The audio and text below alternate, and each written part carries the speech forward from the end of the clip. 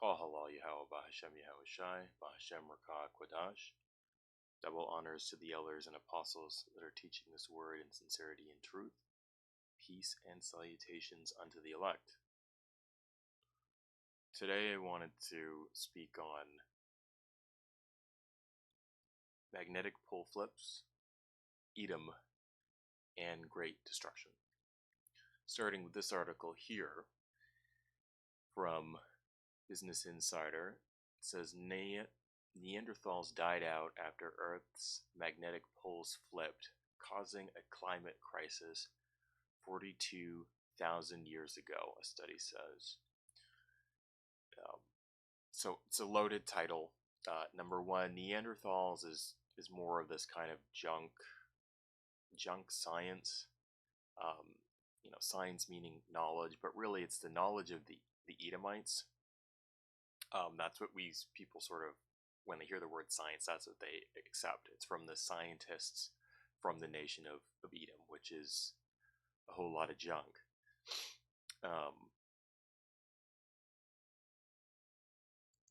Neanderthals are, in a lot of ways, a cover for the history of the Edomites, and I'll get into that a little bit more. And then this other issue says 42,000 years ago. The Earth is not that old. The Earth is, I think, roughly around 14,000 years old. 7,000 years in creation. Talks about that in Genesis. Each day into the Most High Yahawah, each day is as 1,000 years. Both of which are detailed in the scriptures. But without going further into that, let me dig into this article. It's from yesterday. There's a picture of Esau right there, and some highlights. It says, Earth's magnetic poles flipped 40,000 years ago, which may have triggered a global crisis, a new study found. The pole flipped happened. There was a pole flip, but it wasn't 42,000 years ago. The resulting changes in temperature and radiation levels may have killed off many large mammals. The event may have ultimately contributed to the extinction of Neanderthals. So this previous pole flip, I think this was around the time of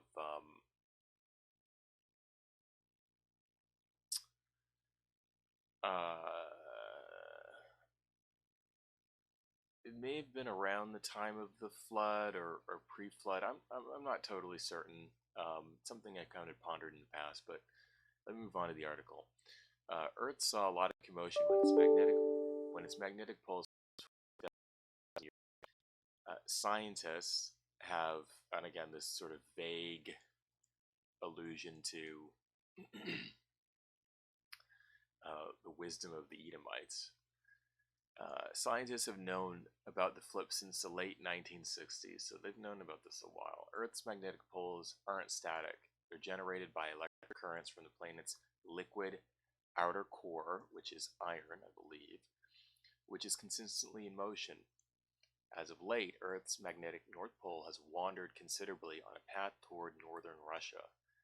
But for the most part, scientists didn't think the last pole flip had a major environmental impact.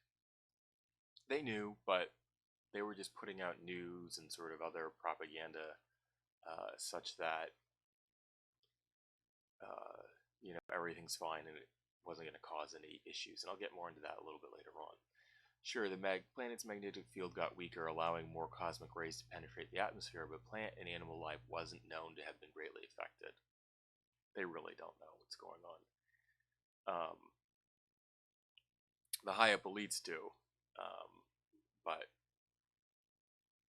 those that are more junior in the nation of Edom don't necessarily. They're sort of in the dark. A new study now suggests a more dramatic phenomenon occurred. The additional cosmic rays have depleted ozone concentrations, opening the floodgates for more ultraviolet radiation in the atmosphere. Shifting weather patterns may have expanded the ice sheet over North America and dried out Australia, prompting the extinction of many large mammal species. Solar storm, meanwhile, might have driven ancient humans to seek shelter in caves. Shelter in caves. Now that's pretty specific to the nation of Edom, thou that dwellest in the clefts of the rock, right? And this concept of cavemen and Neanderthals, and we'll get into more of that. As competition for resources grew, our closest distinct human relative, no, this is relative of the Edomites, Neanderthals may have died out. So this idea that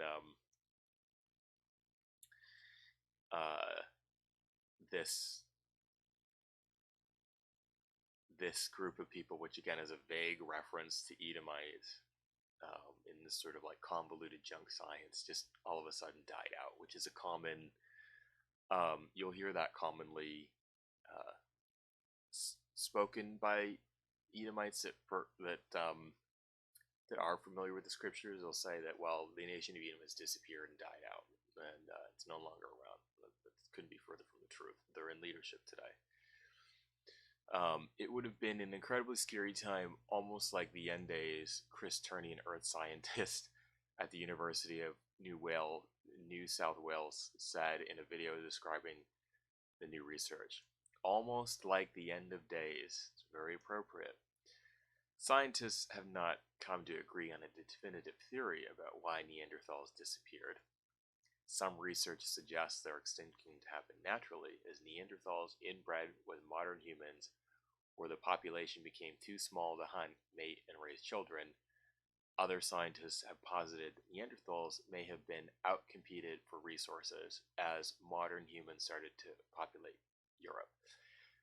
No, what ended up happening is the Most High raised them up from their low state, spoken of in the book of Job. I believe they brayed under a nettle tree or a nettle bush or ate nettles, right, and communicated like animals. The Most High raised them up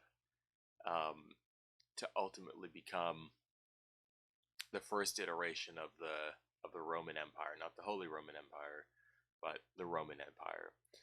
They fell out of power for 1,000 years, and then they came back with a vengeance, and ultimately moved into positions of power within Europe and took over.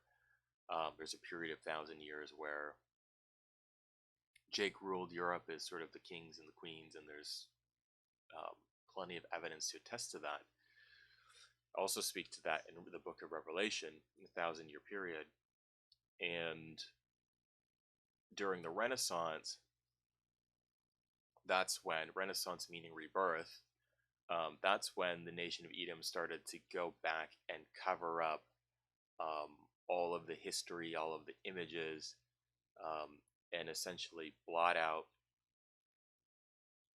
Jake's rulership, the Israelites. By Jake, I'm making reference to the Israelites. Our rulership during that period of time. As it says in the book of Job, they covereth the faces of the judges.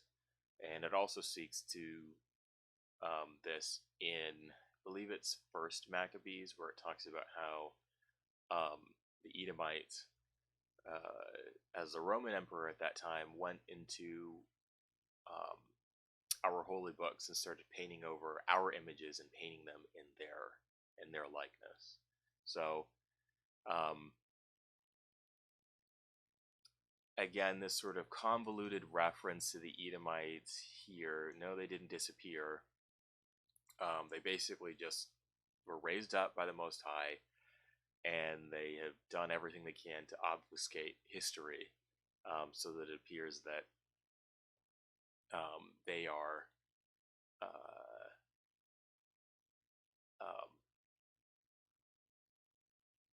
essentially the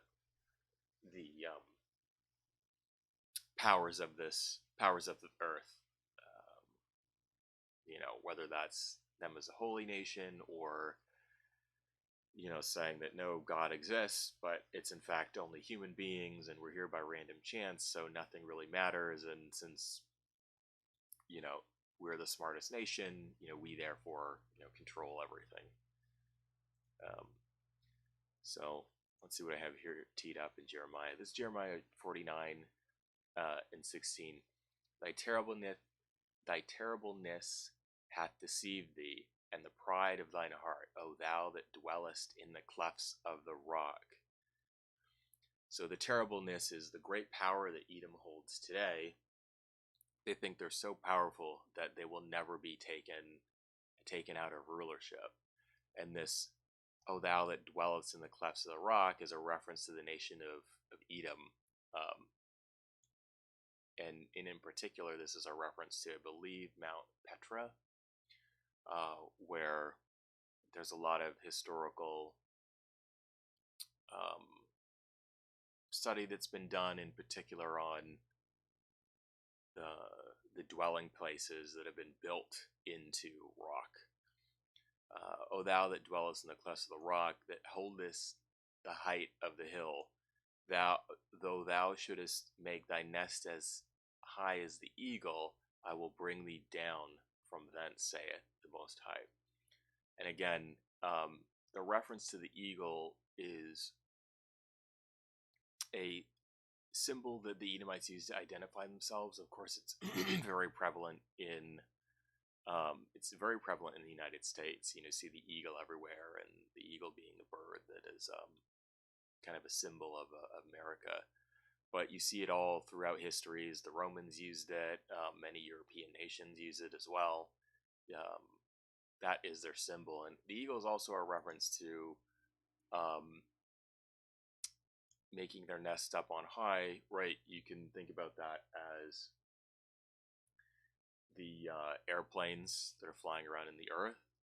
Those flying machines, right? It's a quote-unquote modern-day invention. And by modern day, it is a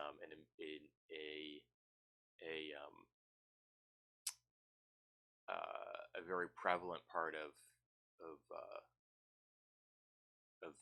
Edomite society and culture that wasn't used in the past by other nations. It's also a reference to quote-unquote space stations, although there's a lot of thoughts about that, right? Whether or not there actually are space stations, or whether or not you can even leave the Van Allen belt of the Earth, actually doesn't seem like that's possible. So if you can't leave the Van Allen belt, you can't get into space, and you certainly can't get to the moon. Verse 17, also Edom shall be a desolation, everyone that goeth by it shall be astonished, and hiss at the plagues thereof. So Edom is going to be totally wiped out. Jeremiah is making a reference to the end times. Many of the prophets, we read all of these different accounts, and there are generally prophesying about two things. One is during that period of time, and also end times prophecies. So if you read very carefully through the prophets, you'll start to see that a lot of the things they're prophesying hadn't actually happened yet, or at that time, or clearly weren't referring to that time. This is one of them. And of course, when it is all said and done, people are going to be astonished about the deplorable state that the nation of Edom is in. There's even a reference, I think, that says, people say, was this the man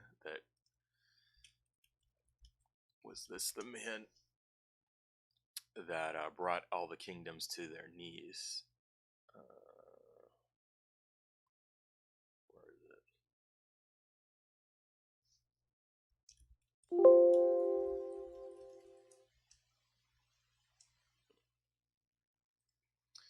Was this the man?